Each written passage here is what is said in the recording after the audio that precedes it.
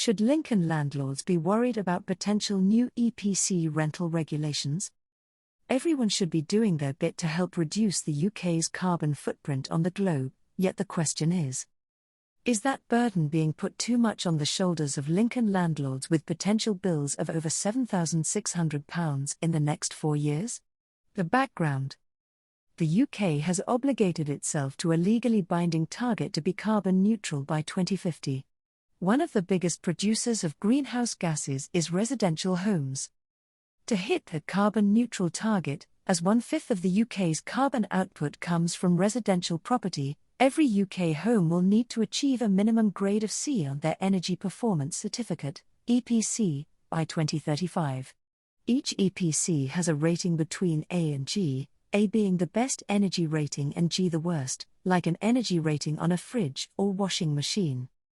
All UK rental properties have required an EPC.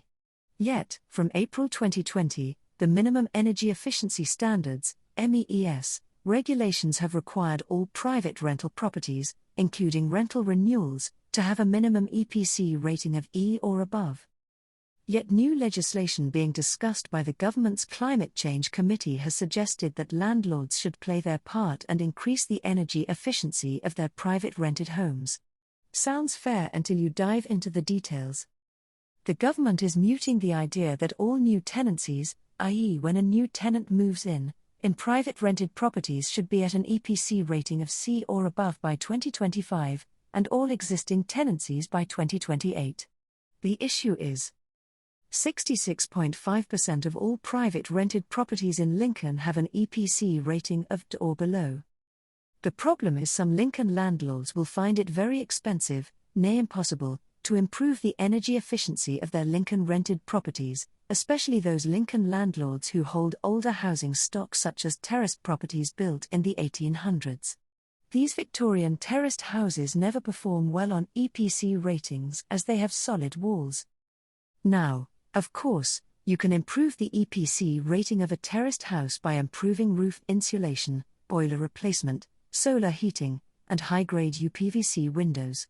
Yet, with some terraced houses, there will come the point where you will be unable to get to the 𝐂𝐬𝐧𝐬 rating without installing external or internal wall insulation, sometimes even floor insulation. With wall insulation costing between £5,000 and £15,000 and floor insulation around £5,000. The bill to improve all Lincoln's private rented properties will be a minimum of £47,918,080.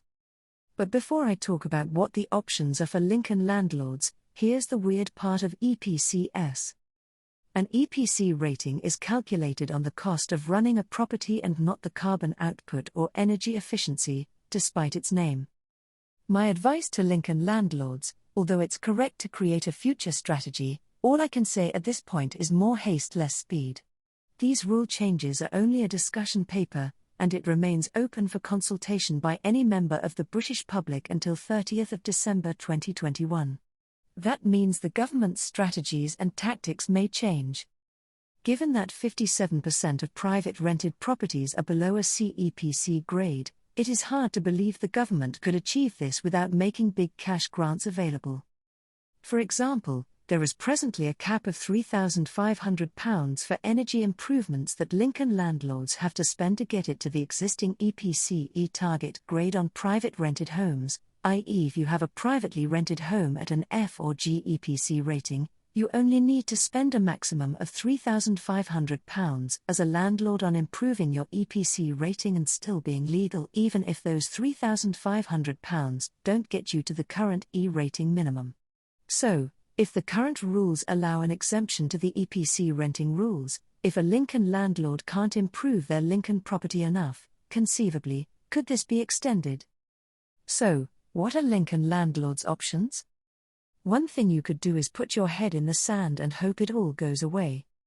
Another thing some savvy Lincoln landlords do, be they my client, clients of other letting agents in Lincoln or even self-managing landlords, is to sit down and plan a strategy for their Lincoln rental portfolio.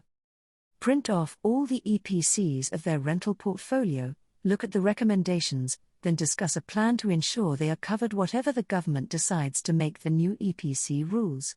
Like all things in life, plan for the worst and hope for the best. If your agent isn't offering that service, please drop me a line because I would hate for you to miss out on the advice and opinion that so many Lincoln landlords have already had from me. The choice is yours.